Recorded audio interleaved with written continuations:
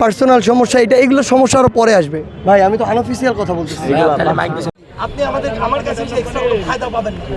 Right হলে সবার কাছে ফায়দা পাবেন, রং হলে আমার কাছেও পাবেন না।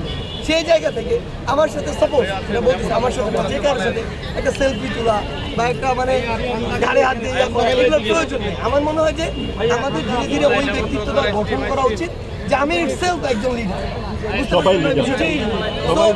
ফ্যাক্ট হচ্ছে এখন দেশের প্রয়োজন, অবশ্যই আমাদের নির্দিষ্ট কয়েকজন লিড করবে, ফাইন, মাঠের নম্বর সবাই ফাইন, বাট মাথায় এটা রাখতে হবে যে আমরা কী জন্য আসছি আসলে, বুঝছেন?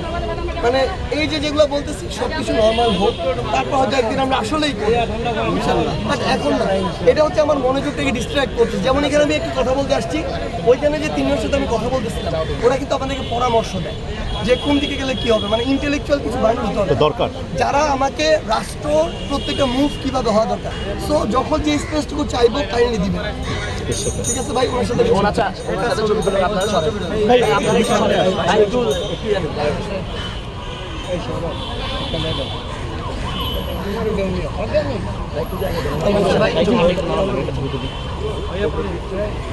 ষোলো বছর ধরে আওয়ামী লীগের কিছু তোষামতকারী ছাড়া বাংলাদেশের প্রত্যেকটা দল সরকার প্রধানের চিন্তা করছে কিনা, চেষ্টা করছে কিনা, হয়েছে কিছু?